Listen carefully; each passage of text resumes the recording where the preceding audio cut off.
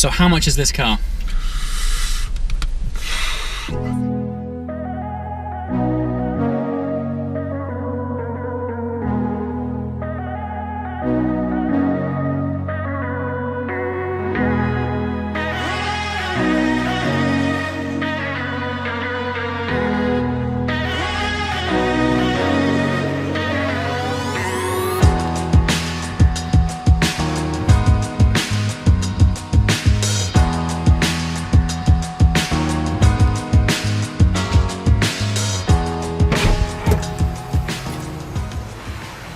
Hello and welcome to Joe Macari Ferrari and Maserati dealership. Now don't get me wrong, that's not all they sell, but they do specialize in those cars. And the reason I'm here, as the title of this video would suggest, is that they have a rather tasty F12 TDF in this showroom. And right now, I'm sure if you're a regular viewer of this channel, you'll know that I've got a massive craving for one. Now at the minute the prices are pretty crazy, but this is, at the risk of sounding obscene, the cheapest that I've seen so far. Reason being, it is a left-hand drive car in a right-hand drive market, but we'll discuss that shortly. Anyway, without further ado, let's hop inside and see what's what.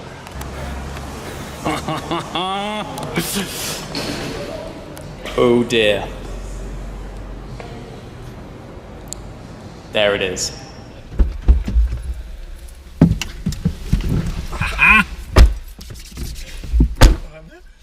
How's it going? Guys, this is Dylan. I've known you now for the past few months at least. We've been crossing paths quite a lot.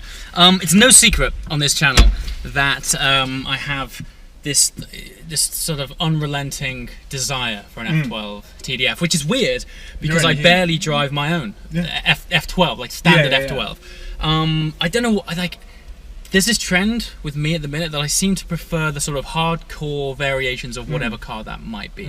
So I've recently gone back to a Speciale. Of course. I'm still the owner of a 675 LT, which is the sort of hardcore variant of a 650S. And I think for me, it's all about, as these guys know, the smiles per gallon factor. Completely. And from my experience over the years, it's always the hardcore variants that just set me alight, man. Well, like, wasn't one of your first really cool cars a Scuderia? It was. There you go. That didn't end too well. No, I'm well aware. Thanks for bringing that one up. But yeah, every car that I have the fondest memory of is always the sort of, the more impractical, the more hardcore version. The problem with these is, I haven't bought enough normal Ferraris to have ticked the acceptance box. Of course, that Cavallino black. Exactly. So I often get asked, why didn't you just buy one? I was like, well, quite frankly, I just didn't get the invite. No, I mean, you have to have bought every single road car they've made for the last 10 years. Literally everything. Yeah, and that is not an exaggeration. I mean, I know people who are quoting me stuff like, even to have got the invite, if you owned lots of cars but didn't have a current V12 in ownership at the current time of this being launched, you didn't qualify. So let's talk about this car. Oh, it's so cool. So 799 of these made worldwide. Hence the reason I am only able to afford a left-hand drive one. Which actually, this can be looked at in two ways, right? You don't have to tie up as much cash in the first place. Completely, yeah. So, you're just looking at different tiers. You're only going to get into it at a more expensive bracket to therefore sell it at a more expensive bracket. Arguably, a left-hand drive, there's a larger market for it. Do you know, you're speaking like a true car salesman. Really? Because honestly, like... Or is this just man maths? No, you do. It just makes sense. I mean, we stock probably 80% left-hand drive cars. Do you really? Yeah, I mean, we pretty much specialise in it. And what I will always say to anyone is, most people are like, oh, left-hand drive in the UK, it's a bit weird. You spend 5 minutes and you just get used to it. It's true. Not a problem. It is and true. As you said, it's cheaper and you have a bigger market to get out of it in, because someone's only going to pay a premium for a right-hand drive car if they're in a right-hand drive country. So that's like Australia, South Africa and the UK, and maybe there's one or two others, but it's nothing. The other thing I worked out is I actually do almost as many miles in left-hand drive territory as I do in right-hand drive. I spend more time driving right-hand drive, but I do almost as many miles, because as soon as I go into Europe for a left-hand drive experience, I'm doing like 3,000 miles in 2 weeks, like straight away. If I do a few of those a year, if you actually look at the time spent, like the actual mileage spent abroad versus here, left-hand drive would be quite cool, actually. Well, particularly for like approaching tolls and things. Because the thing is, when you go out and you're going to go on like a proper driving adventure, more often than not, you're going to be doing that in Europe. So you're going to want a left-hand drive car. This is true. Now you're talking like a true salesman. I'm not, by the way. I'm not a salesman. So talk me through this car. The paint, I mistakenly thought it was Grigio Silverstone. Well, I did too, until I read the sort of build sheet. What it is, it's Cani de Fuseli, which is a sort of historic colour. I'm not sure where it arises from, but what that translates to literally is shotgun. Shotgun. So it's shotgun grey. Shotgun grey. I mean, how cool is that? Shotgun grey TDF. It's the nicest colour. That's so cool. And amazingly, this is, if you saw pictures of my first Speciale, this is almost, if it was Grigio Silverstone, which, let's face it, it's like a Pantone out. Completely, yes, the stripe, we've got a Nürburgring Argento. Yeah, Argento Nürburgring, yeah. Basically silver. Imagine if I kept them and I was able to pair it with this, it would be the dream. It would be so cool. Anyway, so yeah, 799 cars made. These are the 6.3 litre V12. The reason I say that is because on the 812 Superfast, the car which has superseded the F12, they've upped that even further to a 6.5. Now I'm in a situation where I have the option to get an 812, but it might be sort of like a 2019 car. Now, what's funny about this? I've never driven a TDF. We need to correct that. So, I mean, while I'm like, I really want one, at the same time, I should probably drive one. I think you absolutely should, but I think it's one of those things where every person, I mean, I haven't driven one of these yet. Okay. And everyone I know who has driven or owned one has just been absolutely blown away. We know people that have had a LAF and a TDF, and they've held on to the TDF and got rid of the LAF. Right. These things are just magic. I have experienced a La Ferrari. Not doing any injustice to that car at all, because it forms part of the Holy Grail. Completely.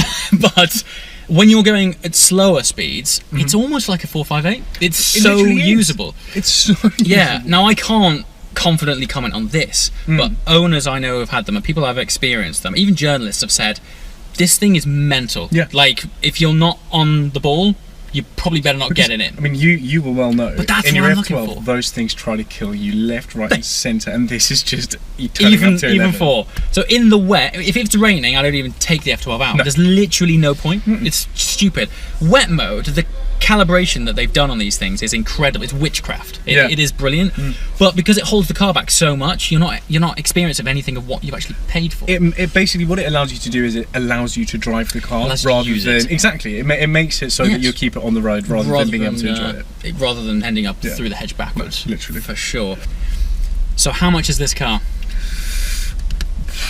I think it's 750. 100,000. Yeah. 750,000 pounds. And list, these were like 340. That would have been a very high spec car. I mean, this has CarPlay, passenger display. Like it's got a signature color. I love this limited edition, 1 of 799. That's cool. Right. And satin carbon, like that's lovely. How nice man. Also, it has the stalk out of the LaFerrari and Speciale, which I really like. Gearbox. Now, again, haven't driven one of these, so that has to be the next video or one coming soon. I have to. If you're looking at that kind of money, you've got to experience every facet of it. We've got a couple lying around, so I'm sure we can organise. As you do. We've got a couple out back. Yeah, so stay tuned for that. I'm definitely going to get behind the wheel of an F12 TDF soon. The gearbox on the 812, out of everything that thing offers, the relationship between the drivetrain and the engine it's unbelievable. It literally gave me goosebumps. How did you feel compared to PDK? Because PDK has always been the sort of yardstick for the most amazing automatic gearbox. Yeah, categorically the best road shift gearbox I've ever experienced is in the GT3 and GT3 RS, the 991 Gen.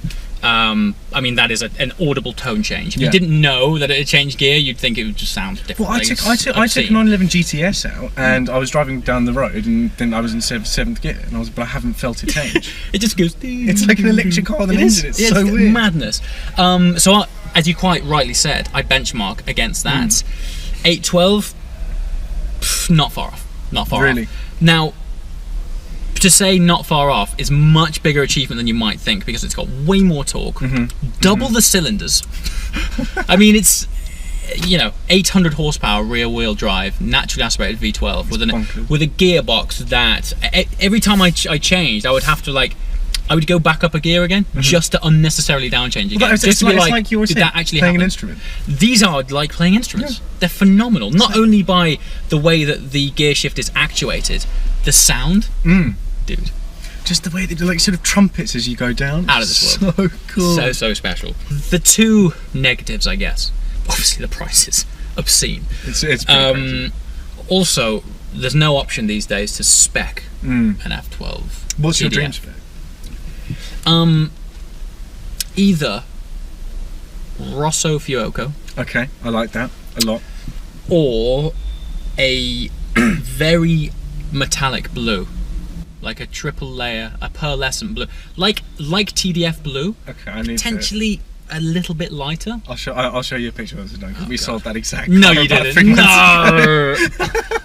Right, let's check out the outside and then consider options. There we go, man. Let's do it. Right then, as overly excited as I was on the inside, I think it's the outside that actually sells it to me. This is why I have this sort of completely irrational desire for these things, because without driving one, you can't really categorically say yes. As you mentioned earlier, no matter what colour these things are in, just obscene. I mean, the things I can count that when we put a picture of an F12 TDF on Instagram, it will be probably the most liked photo we've ever put up. Seriously. Every single time. The desire for these things is madness. So that livery itself is called Argento Nürburgring, which basically means silver stripes and black stripe. Sculpture. Now, the aero work on this is next level crazy. Every time I look at these fins, I can't help but think shark face. Yeah, you know what I mean? It literally has gills. So much gills here.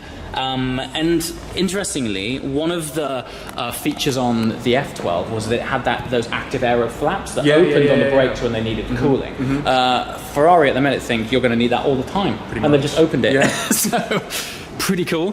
Wheels. TDF, I believe, came with titanium bolts as standard.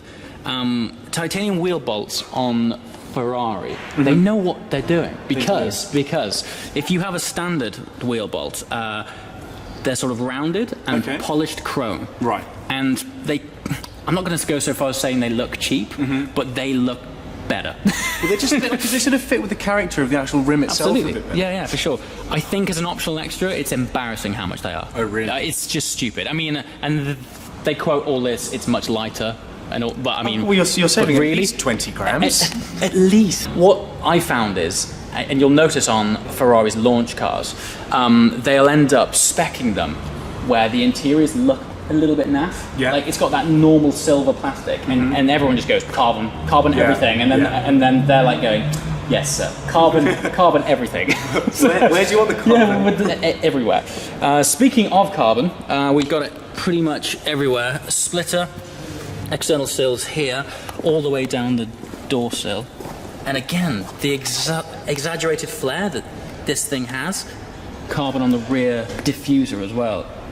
Do you know if this was something that came standard on a TDF or not? It wasn't. It wasn't? No. This is what I'm saying, they get you everywhere. Every single area. Do you know how much it costs to spec a carbon bumper on a LaFerrari? Fire away, how much is it? Around £250,000. £250,000 for a carbon fibre bumper. Yeah, so, and this is exactly the kind of thing that you're going to end up reversing onto a curb and scratching, because it's a low car, and I've noticed while this does have parking sensors and a rear parking camera, it's low. That's the kind of thing where one of those curbs is just going to creep in, and no doubt that's what. Knowing Ferrari price list, that's probably a 15 grand option, something like that. It's obscene, isn't it? So and really cool. The stripe continues all the way over the top. Yeah, just the sculpture on this. Also, and this one's got the privacy glass as well. Yeah, which sets it off. Yeah. This whole stealth pack thing is great. Again, going around to sculpture. Side vents. They're just the coolest thing. Yeah, I mean, I don't know how much of these, how much of this is actually practical or styling. Ferrari aren't like Lamborghini in that they stick on parts for parts' sake. Normally, this kind of stuff is to reduce air pressure under here. Very cool. Okay, so my thought process now is we're gonna have to get in one, try it out. I'm sure I'm gonna. The danger in that is it's almost going to be a commitment. Is it going to be another LT moment? Yeah, I think so. Yeah, it's going to be like, oh dear Lord, whoever designed this needs a medal. And then for me, I have fortunately though, however, been able to try an 812. Yeah. So I'll be able to compare those and think it's probably worth saving, but I'm going to have to wait maybe 2 years. Maybe. Who knows? Awesome. Well, listen, buddy, I really appreciate it. Guys, go onto Instagram, check out Joe Macari Cars. I'll put the link in the description below. These guys not only have some fantastic cars, but some fantastic photography too, because you always got special stuff coming through. I'm very and you're always teasing me with TDFs. Every now and again, I end up dropping Dylan a text at like 1 in the morning going, dude, that TDF. And he's like, I know. We're literally having that chat on Sunday. I know. So yeah. Anyway, guys, comments below. Let me know what you think TDF versus 812. As always, thanks for watching. See you next time. Ciao.